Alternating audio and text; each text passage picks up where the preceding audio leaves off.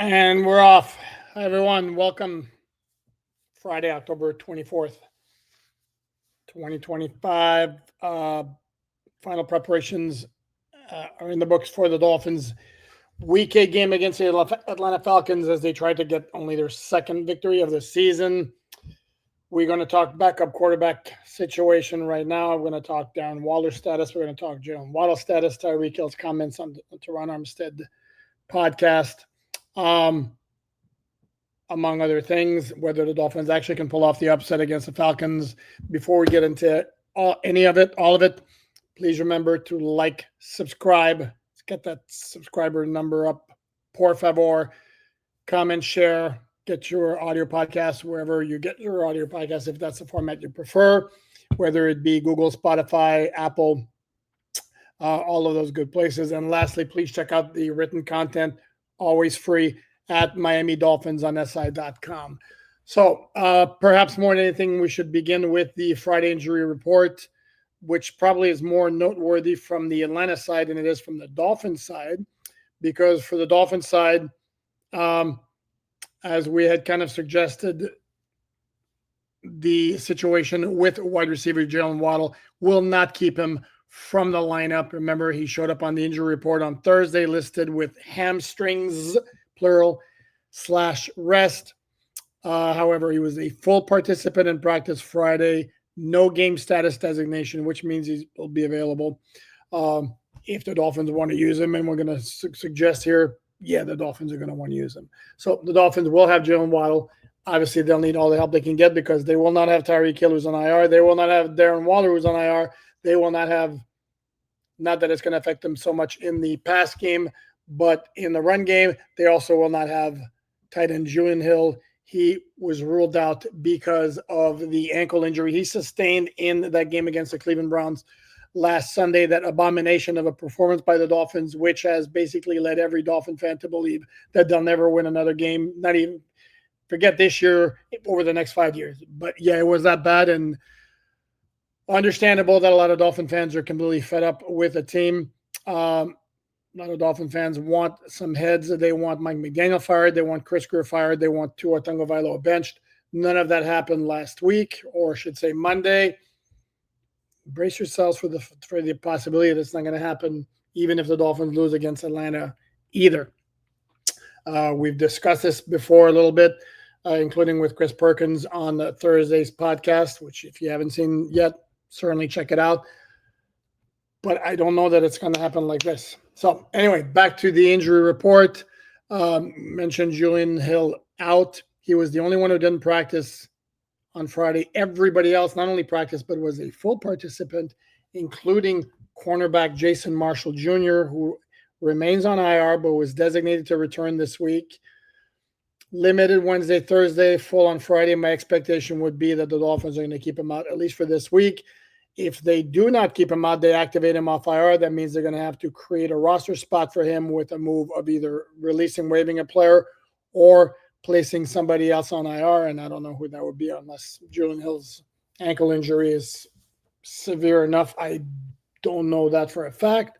We haven't been told of the possibility of the extent of his injury beyond the fact that he's not going to play against the Falcons on Sunday. So as I mentioned, Jason Marshall listed as questionable. Everybody else good to go. That includes Aaron Brewer, Elijah Campbell, who's missed the last 2 games with a quad injury, who defensive coordinator Anthony Weaver told us was in consideration to be the next man in line at the nickel position, where the Dolphins would like, if they could, to avoid having to use Minkah Fitzpatrick in that role. And Minkah's another interesting case too, only for the fact that the poor dude can't win for losing or can't lose for winning, however you want to phrase it. Drafted by the Dolphins in 2018. Dolphins have a losing season. 2019, they're off to an 0-2 start after they got plastered by Baltimore and New England in the first 2 games. Gets traded to the Steelers, never experiences a losing season with the Steelers. Comes back to Miami this summer, and the Dolphins are 1-6. Rough times. Brian, they're going to have very fond memories of South Florida after that. Storm Duck hasn't played since week 1. He's got an ankle injury, full participant in practice all week. One would think he'd be back in the lineup. Whether he returns to the starting lineup, that's another issue. Dolphins have really liked the play of Rasul Douglas in his absence. So for the Atlanta side, as I mentioned, a lot of injury concerns there. They ruled out 4 players, including the 3 who haven't practiced all week. That includes cornerback Billy Bowman, the rookie from Oklahoma State, the nickel corner. First-round pick Jalen Walker, their edge defender. Neither of those guys played in their game against San Francisco on Sunday night. It also includes linebacker Divine Diablo, who sustained a broken forearm in that game, also out. Although he's not even on the active roster, tackle Storm Norton, like Jason Marshall, designated to return to practice this week. He was a full participant in practice all week, but they ruled him out anyway. And then we get to the questionable players. It includes 2 key guys for the Atlanta Falcons offensive backfield, including starting quarterback Michael Penix Jr., who sustained a bone bruise on a knee during the Falcons' 20-10 loss against the 49ers on Sunday night. He said early in the week he fully anticipated playing. The fact was he was limited in practice all week. Now this is questionable. If he can't go, Kirk Cousins, the veteran $40 million backup, would be the one starting against the Dolphins on Sunday. And from a Dolphin standpoint, 6 and 1/2 dozen of the other. Penix has more talent, but can be a little bit spotty. Kirk Cousins, you know what you get from him. The Dolphins could rattle him. He's that kind of quarterback. But I don't know that there's a major difference. It's that Cousins hasn't played at all this year. He wasn't very good in his last action with the Falcons last year before Penix took over. So we shall see. And the other one, which is not insignificant, is Tyler Algier, who is the running back backup behind the complete stud Bijan Robinson, is dealing with hip and knee issues. He was listed as questionable. He was limited all week. And he's a guy you see on going to feel a lot of 3rd and 1, 3rd and 2 to get those tough yards. And he's a really, really good back. As far as complementary backs in the NFL go, kind of have a hard time finding somebody better than him. So that would be a big bonus for the Dolphins, who obviously face a job one of containing Bijan Robinson, who's averaging over $150 from scrimmage per game. This is the 3rd, as we chronicled on Miami Dolphins on SI.com. This is the 3rd time the Dolphins have faced one of the elite running backs in the NFL this year. The other 2 times being Jonathan Taylor in the opener and James Cook of the Buffalo Bills in week 3. And Dolphins, for all of their run defense issues, didn't do that poorly against either one of those guys. Obviously, they would take that kind of effort again against the Bijan Robinson for the Dolphins to have any shot at pulling off the upset in this game. I mentioned Dylan Waller as I hydrate for one quick second. So Mike McDaniel was asked on Friday whether there was a concern that his pec injury, which landed him on IR, would be season-ending. Mike McDaniel said he was not concerned that it would be season-ending. So take that for what it's worth. At least the Dolphins likely will have Darren Waller back at some point during the regular season. And I know it's out there going to be a lot of folks being saying, who cares? What difference does it make? Well, again, Dolphins are going to finish out the season regardless. And they're going to finish out the season, going back to the original point, with Tua Tagovailoa as their quarterback.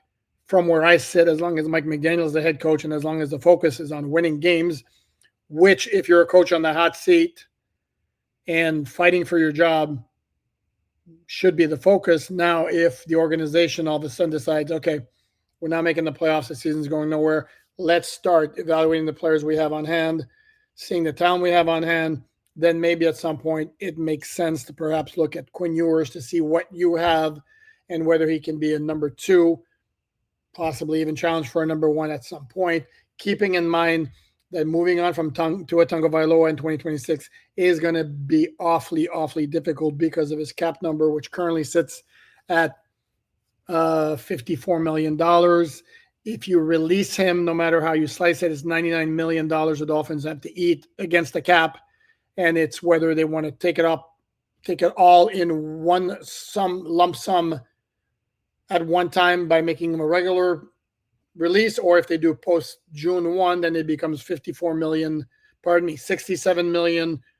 1 year, 32 million the next year. So either way, it's not ideal. It's actually worse than Russell Wilson and what the Denver Broncos did with him, because his final tally was 85 million over 2 years, 53 million last year, 32 million this year. And again, yeah, it'd be great if a team traded for him, but whichever team would acquire him would be looking, I believe, if my figures are correct, and again, it gets complicated with option bonuses and all that, but according to my calculations, it'd be 47 million guaranteed for 2026. Sorry, I don't see a universe where somebody is trading anything to the Dolphins to get Tua and his contract. Perhaps even to the extent where even if the Dolphins were to throw in a sweetener like the Houston Texans did once upon a time with Brock Osweiler. If you remember that trade, it was Houston sent Cleveland Brock Osweiler plus a second-round pick, got back only a fourth in return. That was basically to get cap money off their books. That would be something the Dolphins could consider. If you're in a rebuilding mode, it's kind of a little bit tough to stomach. So, again, more than likely, Tua Tagovailoa will be with the Dolphins in 2026, and certainly a chance he could be their starting quarterback as well. Tyreek Hill was on the Teron Armstead podcast. Check it out. It's called Teron Armstead The Set. Always good stuff. Usually has pretty good guests. And the inevitable question of Tyreek and his status moving forward came up, and Tyreek basically said, if you read between the lines, it kind of sounds like somebody almost, if he were to make the decision now, because he's talking about how much he's enjoying living in the moment, spending time with his family, talking about people don't understand what it takes to perform at the highest level. It's all about football, or training. That's all he does. And it does take a toll. And right now he's enjoying the moment with his family, but he doesn't want to make a decision just now. It's going to be what his mindset's going to be whenever he does have to make a decision. I mean, at some point it's going to have to come, I would say, maybe not totally down the line, because if Tyreek Hill is to play again and anytime soon, he's looking at a very long road ahead in terms of the rehab, and it's going to start, and it's going to be a lot of work for him. So it's going to be, at some point, he's going to have to decide, am I putting in the commitment, the effort to do this? And then there are the other factors involved as far as where does that leave his status with the Dolphins? Well, he's got options, bonuses coming up next March with the Dolphins, which the Dolphins are not going to pick up. His cap number is $51 million, which the Dolphins are not going to pick up. So the Dolphins are going to release him. There is a scenario where conceivably he could return with a different contract, given that all that happened in terms of off the field issues, the meetings and all that. It's kind of difficult to envision Tyreek Hill playing for the Dolphins again, if he even plays another down in the NFL. So that's a story to keep in mind. We chronicle this as well on MiamiDolphinsOnSI.com. Again, the content is free. Just check it out. Just a quick click and you read the story. Beyond that, he also, and this is, I covered this on in the story on MiamiDolphinsOnSI.com, his mindset when he was injured and carted off the field, where he took a lot of people by surprise. If you remember the expression on his face, had a smile on his face, which was very unique in a situation like his. And he explained what was going through his mind at the time as well. So the Dolphins as well mentioned that Tua is going to be the starting quarterback. We still don't know who's going to be the backup quarterback for the game against the Falcons. Mike McDaniel had said on Monday there would be a competition all week, and he would let us know, by us, I mean the media, who it would be at the end of the week. The end of the week arrived on Friday. He was asked and basically said, still want to see more. This, again, he spoke before practice. Pardon me. He said he wanted to put him through some different situations, specific situations in practice on Friday, because before making a final decision, with the hope that it's going to be not a one-off, but for the foreseeable future. Chronicle this as well on MiamiDolphinsInside.com. The Reader's Digest version of my thoughts on this is, wow. Again, if you're playing for 2025 to win games, which is what Mike McDaniel should be doing, then he should go clearly with who he thinks is the better backup should something happen to Tua, because it's been known to happen before, even though it hasn't happened so far this season. And if he's at the point where he thinks Quinn Ewers might be that guy, then what's that say about the Dolphins' decision to sign Zach Wilson in free agency? Not good. And if you're playing Quinn Ewers because you want to see what he has as far as potential for this future, then that kind of sort of means you're punting on 2025. And what does that mean in terms of a head coach who, again, is on the hot seat? I have said this before. I actually got some pushback in the comments, got criticized / ridiculed for it. Sorry, my opinion's not going to change. I do not think it's 100% slam dunk that Mike McDaniel will not be back in 2026. I would say it's certainly highly unlikely, given Stephen Ross's statement at the end of 2024 that the status quo would not be acceptable, and then for things to go even farther south, or more off the rails, however you want to put it. But this notion that it's a done deal, I don't know if I buy that. And if it is a done deal, then why is Mike McDaniel still around? Is Stephen Ross waiting until the Dolphins are mathematically eliminated from the playoffs to then make a move to an interim head coach? And with the mandate you need to evaluate, we still need to start doing everything in function of the 2026 season. Who knows? We don't know exactly what's going on with Stephen Ross's thought process, because Stephen Ross doesn't talk to the media. So outside of statements released, such as the one, or if there's a coaching move at some point, there will be an introductory press conference for whoever the new guy is. At that time, Stephen Ross likely will talk. He talked when Mike McDaniel was hired in February of 2022. So we shall see where that goes. Okay, the game on Sunday against the Falcons. The Falcons have been a bit streaky. They're 3-3. They can look really, really good. They totally manhandled Minnesota in week 2 at a time when Minnesota was thought to be a legit contender. Certainly has changed since then. Then Atlanta got waxed by the Panthers 30-0, then came back and totally handled the Bills in a Monday night game with a final score of 24-14. Handled Washington pretty well, minus Jaden Daniels. And then on Sunday night, they hung in there. They were in the game pretty much the whole way against the 49ers until the 49ers got a 10-point lead late in the fourth quarter. And who knows where that game goes if Michael Penix Jr. doesn't have a brain fart late in the first half to take an intentional grounding penalty, throwing the ball out of bounds with no timeouts, exactly with 10 seconds left, the penalty coming with a 10-second runoff, which basically means that field goal you thought you were going to kick at the end of the first half, nope, not going to happen because the end expired. Falcons, very highly rated on defense. They're number 2 in total defense. They're number 1 in pass defense.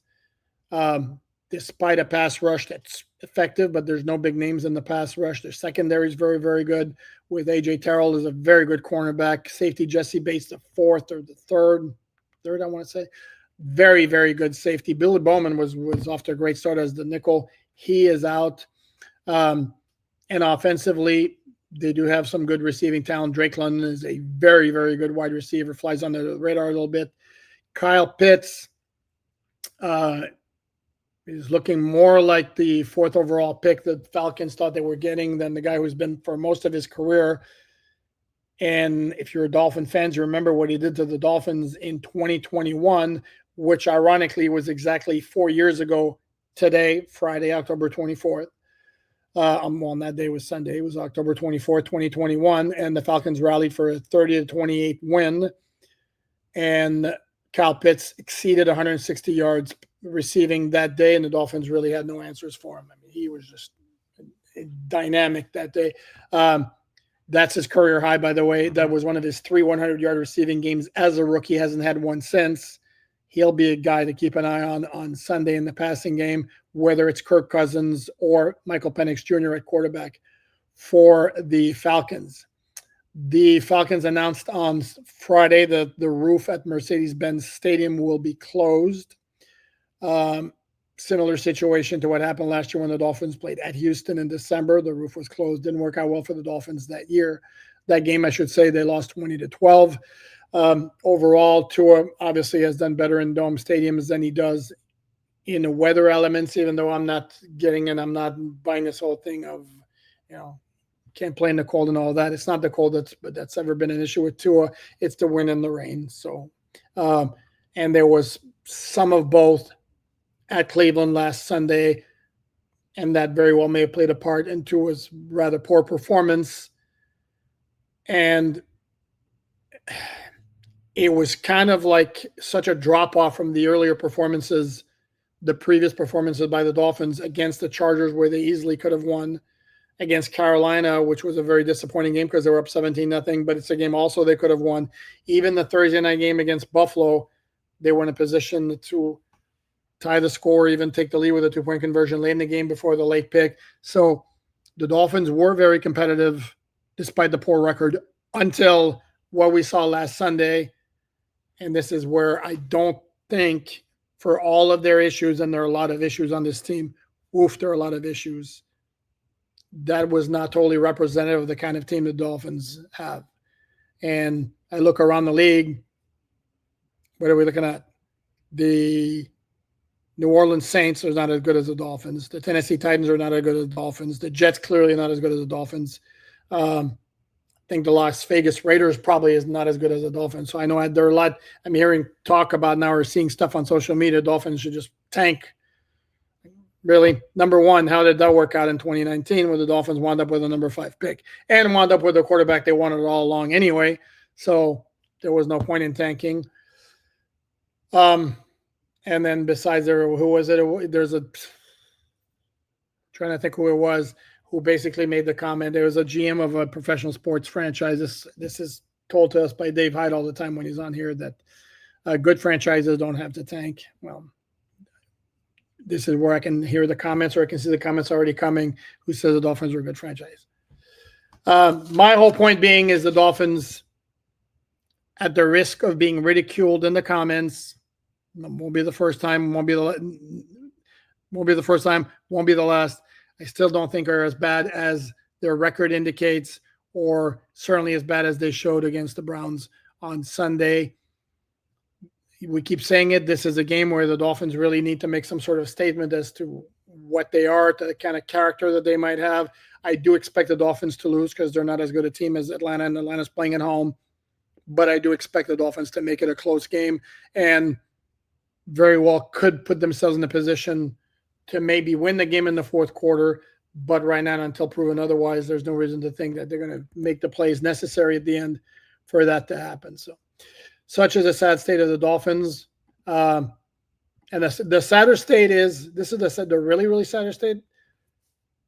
I will bet that there will be some Dolphin fans who will be disappointed if they win at Atlanta on Sunday, because they'll be like, oh, they're hurting their draft position. This, sadly, is where we are. So anyway, that's going to wrap it up. We'll be back here on, barring major news, we'll be back here on Sunday after the game, 5 p.m. Eastern time, as we always do, for the live post-game breakdown with Dante Collinelli, deputy editor of Miami Dolphins on SI, whose fine work you also can check out for free, Miami Dolphins on SI.com. With the podcast, please like, subscribe, share, comment, all that good stuff. Programming note for those who double dip on the podcast: Dolphins Collective this evening, 6:30 p.m. Eastern time, with Dudley Durong, TD Sports Talk now, and Omar Kelly and myself. And that's going to wrap it up. Enjoy the rest of your Friday and your Saturday.